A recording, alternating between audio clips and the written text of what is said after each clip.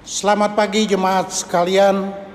Presbiter yang bertugas mengucapkan selamat beribadah di hari Minggu kedua sesudah Paskah. Kiranya ibadah yang kita lakukan saat ini berkenan di hadapan Tuhan, sehingga kita diberkati olehnya. Pemberita firman dalam ibadah ini adalah Bapak Pendeta Erik Edward Hetaria. Jemaat, mari kita menyambut firman Tuhan yang hadir di tengah-tengah persekutuan kita. Jemaat Tuhan, marilah kita menghadap Tuhan dengan memuji Tuhan dari nyanyian Kidung Jemaat 194 bait pertama. Dikau yang bangkit maha mulia.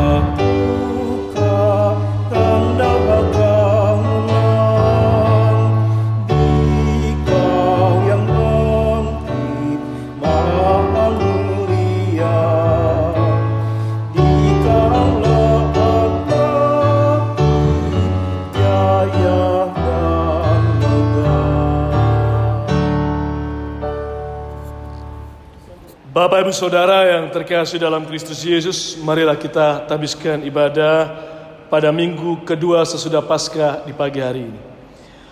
Pertolongan kita ialah dari Tuhan yang menjadikan langit dan bumi.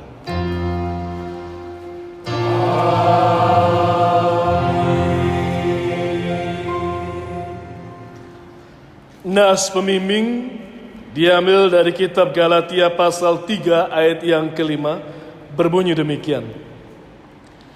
Jadi bagaimana sekarang? Apakah ia yang menganugerahkan roh kepada kamu dengan berlimpah-limpah dan yang melakukan mujizat di antara kamu? Berbuat demikian karena kamu melakukan hukum Taurat atau karena kamu percaya kepada pemberitaan Injil? Terimalah salam rasuli. Kasih karunia dan damai sejahtera dari Allah Bapa kita dan dari Tuhan Yesus Kristus menyertai saudara. Dan menyertaimu juga.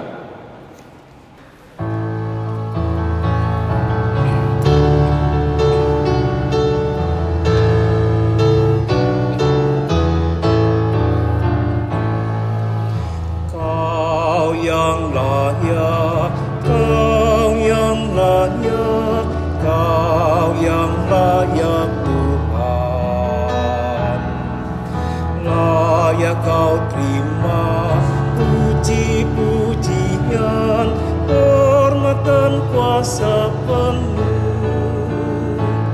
Segala sesuatu telah Kau ciptakan seturut dengan maksud-Mu. Semuanya ada karena karya-Mu, Kau yang layak Tuhan.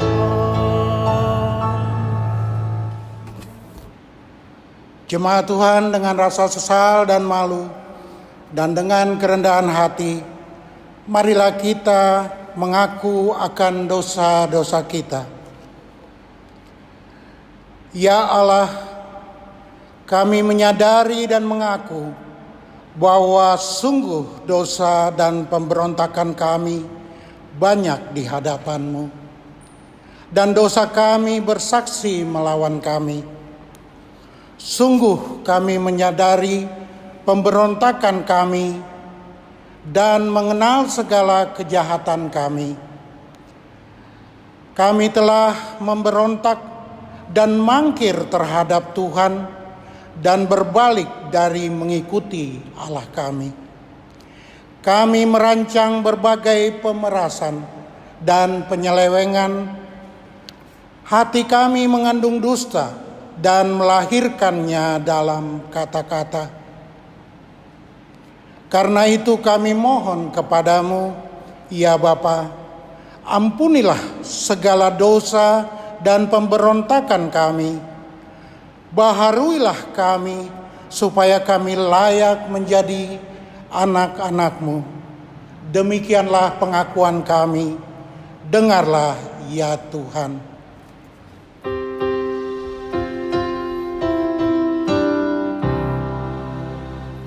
Ya Tuhan, kami mengaku berdosa di dalam hati, di kata dan di tindakan. Ampunilah dosa kami. Kepada setiap orang yang telah mengaku dosa dan bertobat, disampaikan berita anugerah pengampunan seperti tertulis di dalam Efesus pasal pertama ayat 6 hingga ayat yang ke-7 yang mengatakan, supaya terpujilah kasih karunia-Nya yang mulia yang dikaruniakannya kepada kita di dalam Dia yang dikasihinya. Sebab di dalam Dia dan oleh darahnya kita beroleh penebusan, yaitu pengampunan dosa menurut kekayaan kasih karunia-Nya.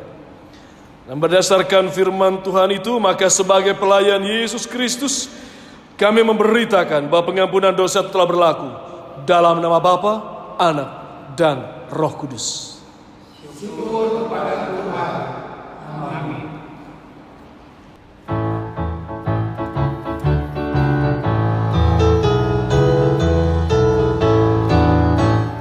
Maukah dosamu dihapus bersih, besar kuasa-Nya darah Tuhan. Kau kan menang dari kuasa gelap, ajat kuasa darah Tuhan. Ada kuasa dalam darahnya Anak domba Allah. Ada kuasa dalam darahnya, darah Anak domba Allah. Jemaat terkasih, marilah kini kita mendengarkan perintah hidup baru yang tertulis di dalam Injil Yohanes pasal yang ke-13 ayat 34 yang menyatakan, Aku memberikan perintah baru kepada kamu, yaitu supaya kamu saling mengasihi sama seperti aku telah mengasihi kamu, demikian pula kamu harus saling mengasihi. Demikianlah perintah baru. Roh Kudus menolong kita mewujudkan kemuliaan Allah di dalam seluruh hidup dan kesaksian kita di dunia.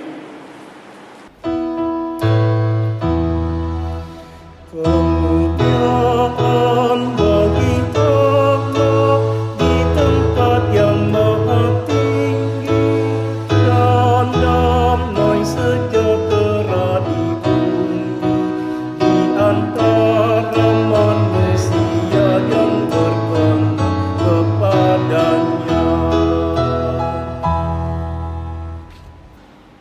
Baiklah Bapak Ibu Saudara yang terkasih, kini kita akan masuk dalam pemberitaan firman. Kita siapkan hati serta pikiran. Kita bersatu dalam doa, kita memohon bimbingan Roh Kudus.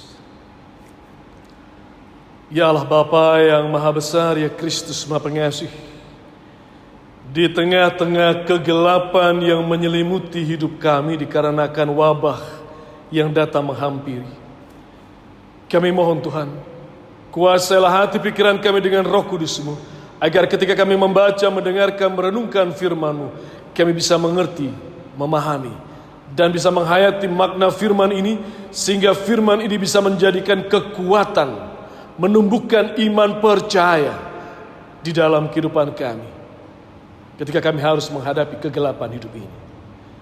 Berfirmanlah Tuhan, karena kami umat ini telah siap untuk mendengarkannya.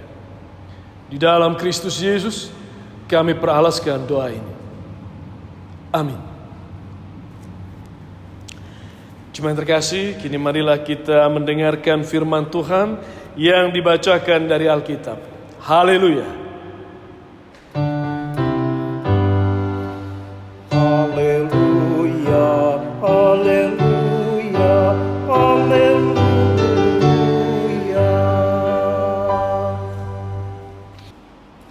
Pembacaan Alkitab hari ini terambil dari Keluaran pasal 7 ayat 7 sampai dengan ayat yang ke-13 yang menyatakan, adapun Musa 80 tahun umurnya dan Harun 83 tahun ketika mereka berbicara kepada Firaun.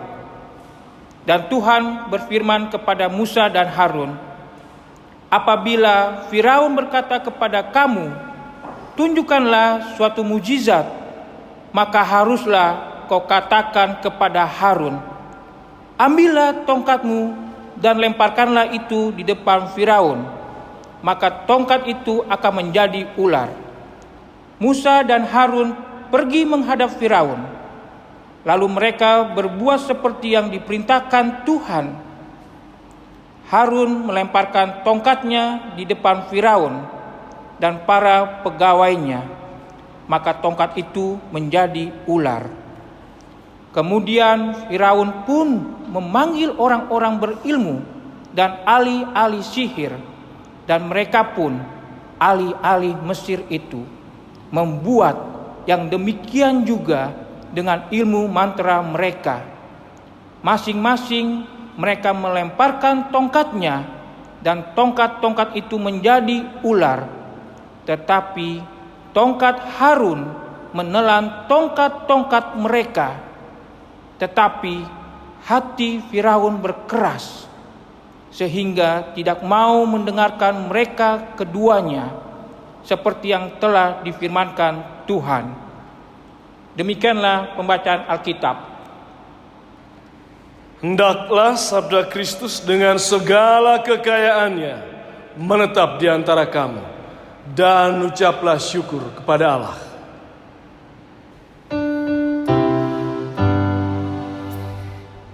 Kepadamu puji-pujian, nada syukur dan segala kemuliaan, ya Bapa, Putra, Roh Kudus, sampai kekal abadi.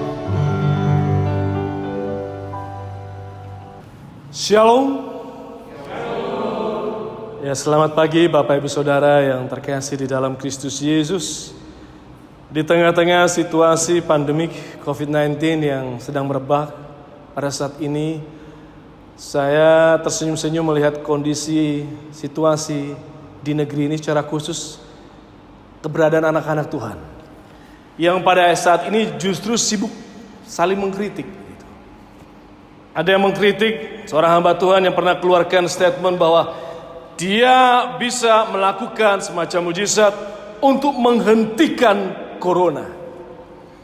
Saya yakin sih corona pasti akan berhenti. Saya yakin pandemik ini pasti akan berhenti. Cuma saya tidak tahu kapan. Tapi pasti akan berhenti. Ada juga yang mengkritik, mana hamba-hamba Tuhan itu yang punya kemampuan untuk melakukan mujizat-mujizat. Ayo sembuhkan mereka yang sakit itu. Pergi ke rumah sakit, doakan mereka yang sakit-sakit. Jadi suspek atau penderita wabah atau pandemik COVID-19 ini gitu. Nah, Bapak Ibu Saudara yang terkasih dalam Kristus Yesus, di tengah-tengah berbagai macam kritikan semacam ini, ada satu hal yang jadi catatan buat saya. Saya khawatir Bapak Ibu Saudara jadi muncul keraguan, apakah mujizat masih bisa terjadi? Dengan berhentinya pandemik ini, dengan sembuhnya orang-orang ini, atau mujizat hanya terjadi pada masa-masa lalu. Di Alkitab dalam perjanjian lama ada banyak mujizat yang masih bisa terjadi, tapi pada saat ini sepertinya ketika kita pakai rasio atau logika, tidak ada lagi mujizat. Bapak Ibu Saudara yang terkasih dalam Kristus Yesus, kita akan lihat renungan pada saat ini di dalam kitab Keluaran pasal 7 ini ayat 7-13. Di sini kita bisa lihat tentang bagaimana mujizat yang terjadi. Dimulai dengan mujizat di mana Musa Harun pergi menghadap Fir'aun, melemparkan tongkatnya di depan Fir'aun dan para pegawainya, dan tongkatnya itu berubah menjadi ular. Ini mujizat di mana tongkat yang mereka punya berubah menjadi ular di hadapan Fir'aun. Nah, Bapak Ibu Saudara yang terkasih dalam Kristus Yesus, mujizat yang terjadi dalam bacaan kita pada saat ini mau menggambarkan bagaimana cara Tuhan membebaskan umatnya, bangsa Israel, dari perbudakan di Mesir. Dan mujizat ini dibutuhkan oleh orang-orang Israel. Kenapa? Karena bangsa Israel ini terkenal sebagai bangsa yang tegar tengkuk gitu. Orang yang keras kepala. Tidak mudah percaya kalau tidak lihat dengan mata kepala sendiri, oh ada mujizat, oh terjadi sesuatu. Fir'aun pun juga keras hati. Itu sebabnya mujizat dibutuhkan pada saat itu. Dan hal yang penting perlu kita catat Bapak Saudara, bahwa mujizat mau menunjukkan supremasi atau kekuasaan tertinggi dari kuasa Tuhan di dalam hidup ini. Memang kalau kita bicara mengenai situasi kondisi anak-anak Tuhan di negeri ini, banyak sebetulnya orang-orang Kristen yang tergila-gila dengan mujizat, yang bahkan beriman hanya untuk mencari mujizat. Dan imannya bertumbuh kalau mereka lihat dengan mata kepala ada mujizat. Ketika tidak terjadi mujizat, iman itu hilang entah kemana. Yang pertama kita juga harus catat ketika bicara mujizat ini, hati-hati Bapak Ibu Saudara, hati-hati ketika kita sibuk mengejar mujizat. Kenapa? Karena iblis pun mampu membuat tanda-tanda ajaib. Iblis pun mampu meniru mujizat-mujizat. Coba kita lihat bacaan kita ayat 10. Musa dan Harun pergi menghadap Fir'aun, lalu mereka berbuat seperti yang diperintahkan Tuhan. Harun melemparkan tongkatnya di depan Fir'aun dan para pegawainya, maka tongkat itu menjadi ular. Kemudian Fir'aun pun memanggil orang-orang berilmu dan ahli-ahli sihir, dan mereka pun ahli-ahli Mesir itu membuat yang demikian juga dengan ilmu mantra mereka. Masing-masing mereka melemparkan tongkatnya dan tongkat-tongkat itu menjadi ular. Tetapi tongkat Harun menelan tongkat-tongkat mereka. Ini catatan penting buat kita, hati-hati. Jangan berpikir semua mujizat ini, wah ini pasti karya Tuhan. Iblis pun juga mampu membuat tanda-tanda ajaib. Iblis pun bisa meniru mujizat. Itu yang digambarkan oleh ahli-ahli sihir di Mesir. Jadi jangan kita di dalam iman percaya kita hanya sibuk mengejar mujizat itu. Dan ingat, di dalam perjanjian baru, saya kutip di dalam Injil Matius pasal 24 ayat yang ke-24. Di situ di perikop yang berjudul sisaan yang berat dan Mesias palsu dari ayat 15 ya. Matius pasal 24 ayat 24 tertulis, sebab Mesias palsu dan nabi-nabi palsu akan muncul, dan mereka akan mengadakan tanda-tanda yang dahsyat dan mujizat-mujizat, sehingga sekiranya mungkin mereka menyesatkan orang-orang pilihan juga. Hati-hati. Penyesat-penyesat itu. Hati-hati dengan guru-guru palsu, nabi-nabi palsu, Mesias palsu. Mereka bisa buat tanda-tanda ajaib, mujizat. Sekiranya mungkin mereka bisa menyesatkan orang-orang pilihan, orang-orang kudus. Kita, anak-anak Tuhan. Jadi hati-hati Bapak Ibu. Namun sekali lagi yang kita mau perhatikan, kalau kita bicara mengenai mujizat, mujizat ini sekali lagi menunjukkan supremasi atau kekuasaan tertinggi yang ada dalam kuasa Tuhan.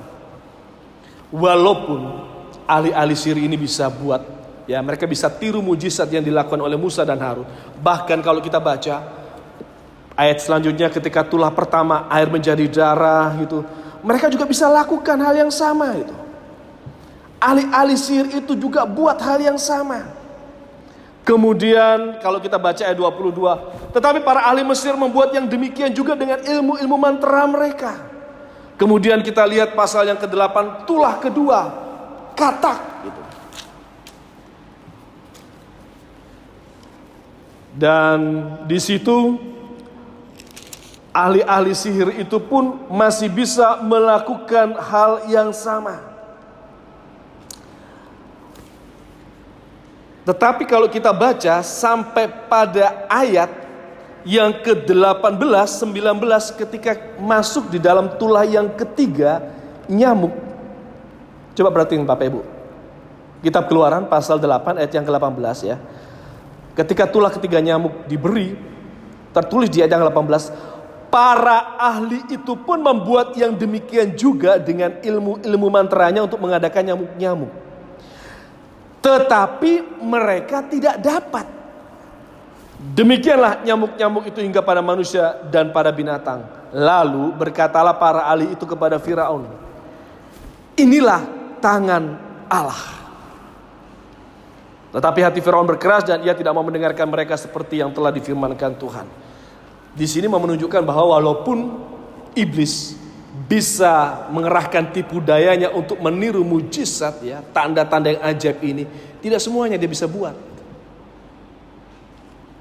Dikatakan di ayat 18-19 mereka tidak bisa melanjutkan apa yang mereka bisa tiru dari apa yang dilakukan oleh Tuhan.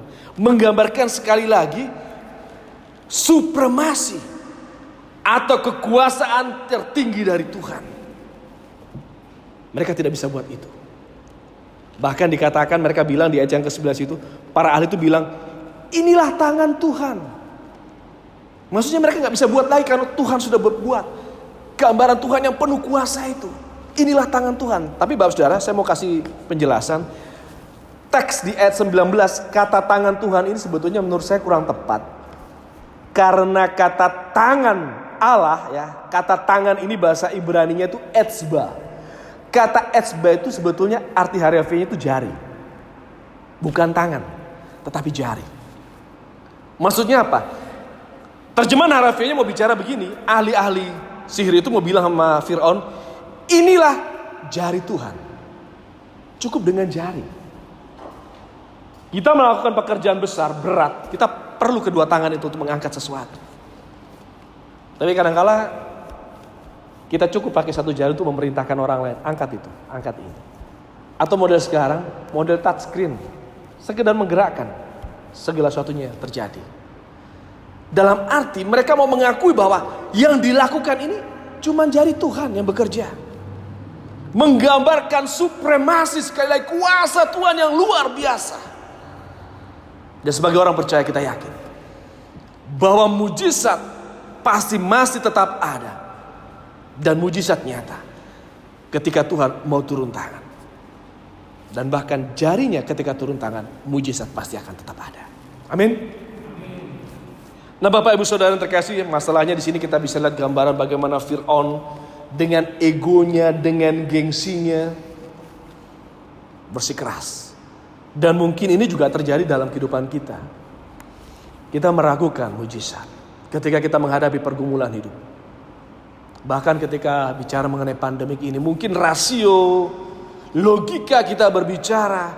Dan ingat, seperti hanya Firaun yang mengandalkan rasio logika dia, oh saya punya ahli sihir kok juga bisa buat. Dan ketika diandalkan itu menghalangi dia. Dan dia tidak tunduk dan percaya kepada Tuhan. Dan ketika dia meragukan supremasi kuasa Tuhan, mengeraskan hatinya, berbuah penghukuman. Jangan sampai kita mengalami hal yang sama Bapak Ibu.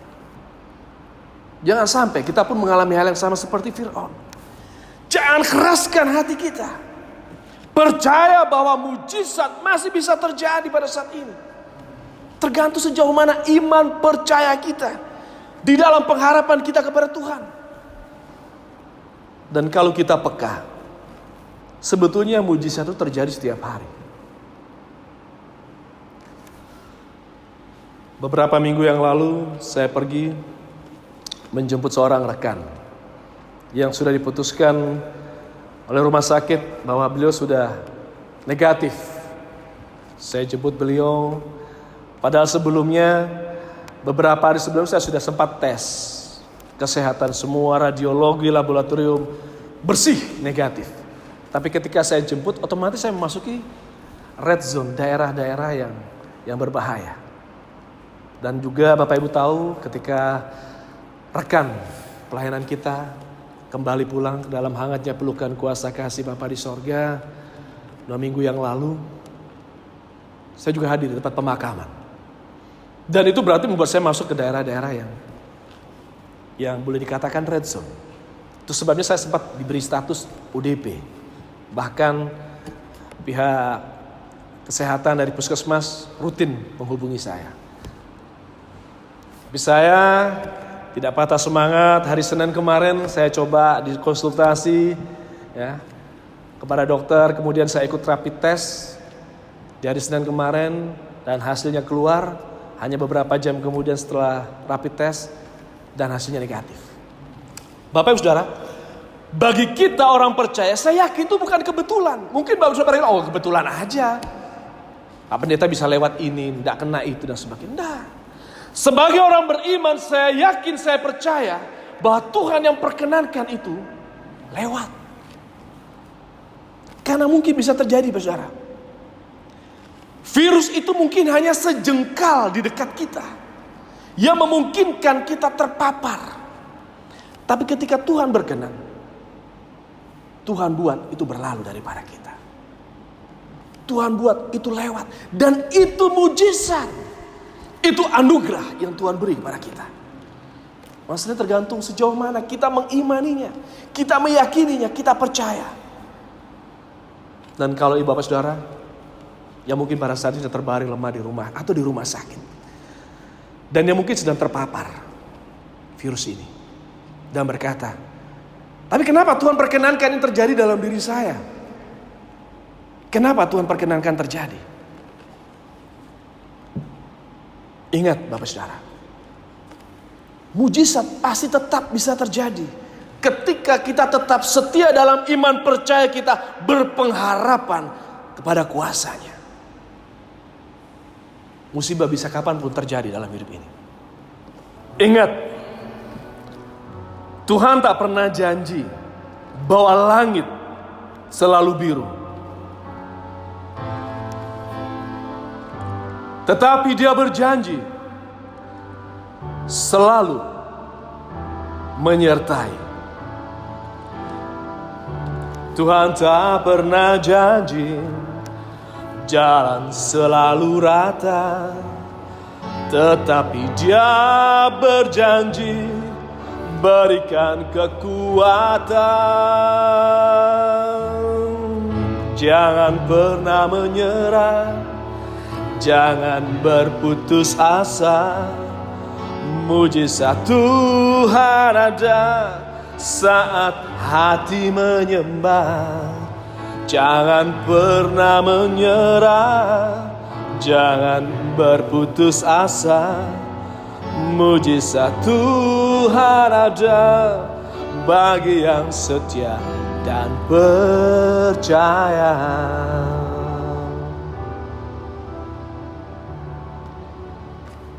Setia dan percaya, mujizat selalu ada. Tuhan Yesus memberkati. Amin.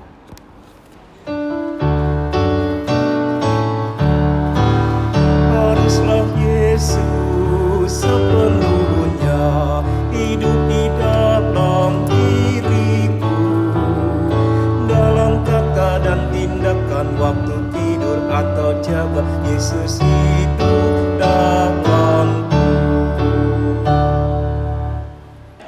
Jemaat terkasih, kini marilah kita sama-sama berdiri dan bersama dengan semua orang percaya segala waktu dan tempat kita akan mengaku iman menurut pengakuan iman rasuli. Dengan hati dan mulut masing-masing orang berkata, aku percaya kepada Allah Bapa yang Maha Kuasa, Khalik langit dan bumi, dan kepada Yesus Kristus anak yang tunggal Tuhan kita, yang dikandung daripada Roh Kudus, lahir dari anak darah Maria, yang menderita di bawah pemerintahan Pontius Pilatus, disalibkan, mati dan dikuburkan, turun ke dalam kerajaan. Pada hari yang ketiga, bangkit pula dari antara orang mati, naik ke sorga, duduk di sebelah kanan Allah, Bapa yang Maha Kuasa, dan akan datang dari sana untuk menghakimi orang yang hidup dan yang mati.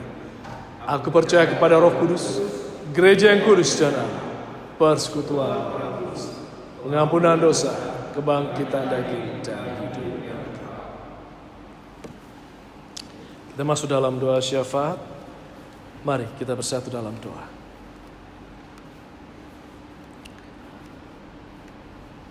Segala puji dan syukur kembali kami haturkan kehadirat-Mu Bapa, untuk kasih-Mu, untuk anugerah-Mu, juga untuk firman yang boleh kami baca dengan renungkan, yang mengingatkan kami agar di dalam iman percaya kami, seberat apapun pergumulan hidup ini, kami tidak kehilangan asa, kami tidak kehilangan harapan.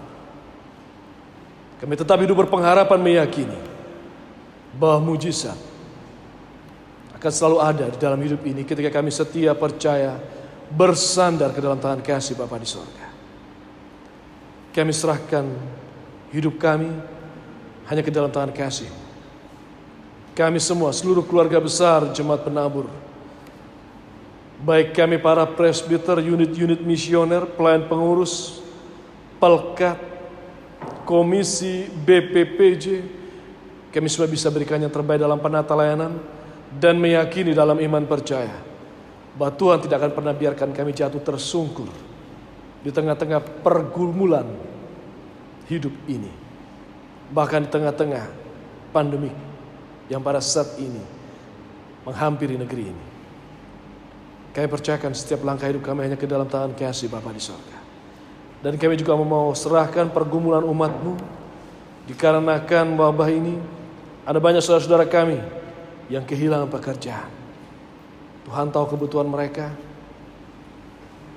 pekerjaan, rezeki yang bisa memenuhi kebutuhan hidup mereka. Dan juga saudara-saudara kami sedang terbaring lemah dan sakit.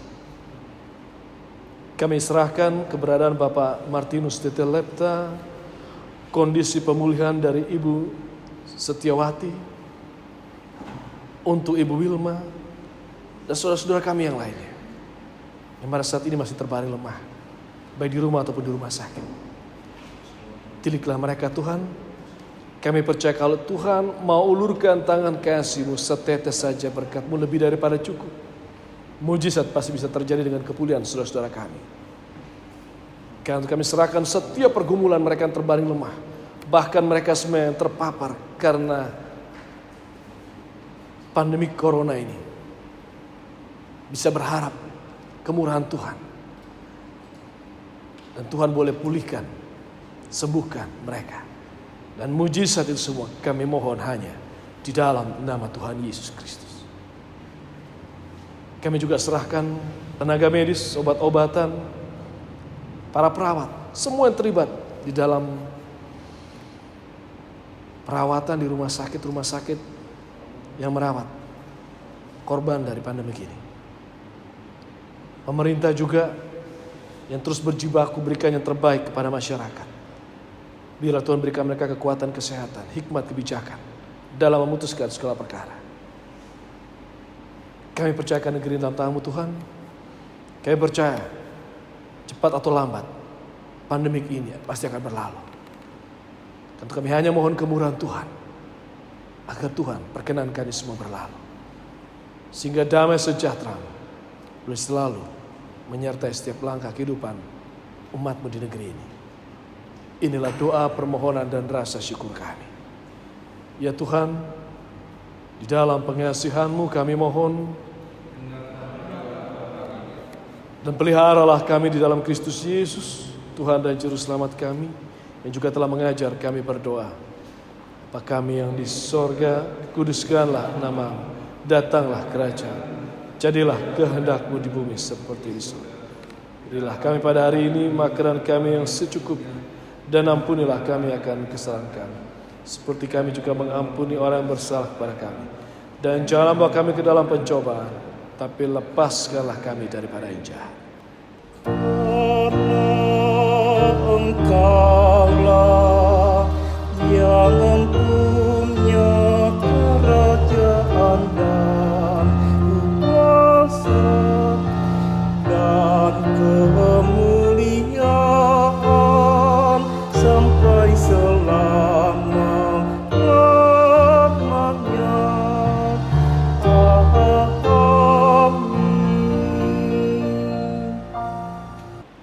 Jemaat yang diberkati Tuhan, mari menyatakan ungkapan syukur hati kita dengan memberi persembahan kepadanya. Dengarlah nats Alkitab dari Roma pasal ke-12 ayat yang pertama yang mengatakan, persembahan yang benar.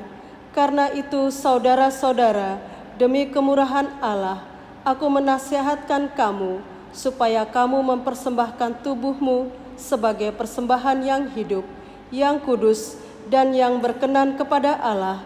Itu adalah ibadahmu yang sejati. Tuhan memberkati saudara dan persembahan saudara. Diberitahukan kepada seluruh warga jemaat bahwa persembahan dapat diberikan dengan cara melalui rekening Majelis Jemaat GPIB Penabur yang tertera pada benih atau dapat diserahkan di kotak yang telah disediakan di depan pintu gereja pada hari Jumat dan Sabtu, pukul 10 waktu Indonesia bagian Barat sampai dengan pukul 12 waktu Indonesia bagian Barat. Marilah kita menyanyikan nyanyian persembahan dari nyanyian Kidung Jemaat 202, bait yang pertama, Maut Sudah Menyerah.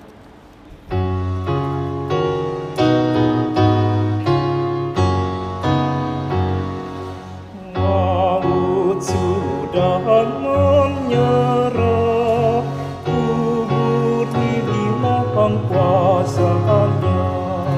Juru selamat telah menang dalam sinar cemerlang, dalam sinar cemerlang.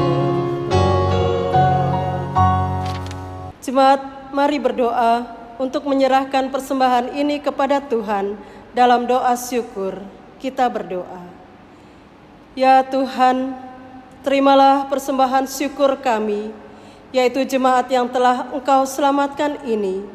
Jadikanlah persembahan syukur kami ini sebagai berkat bagi sesama dan bagi pembangunan tubuh Kristus.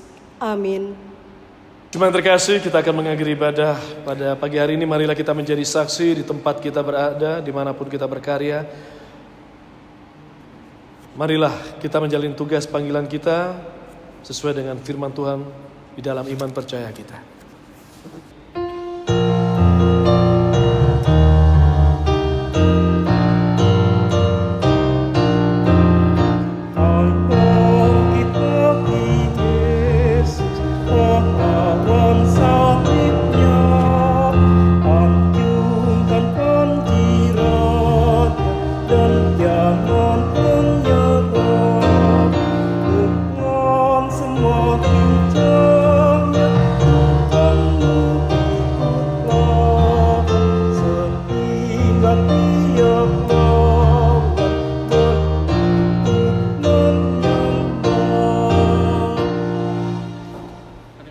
Angkatlah hati dan arahkan pikiranmu kepada Tuhan serta terimalah berkat-Nya.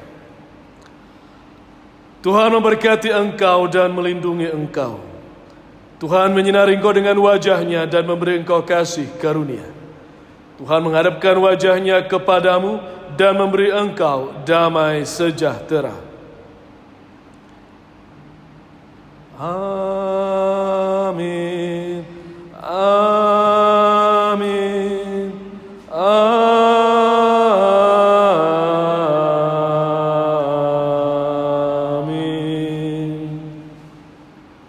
Selamat hari Minggu, Tuhan Yesus memberkati.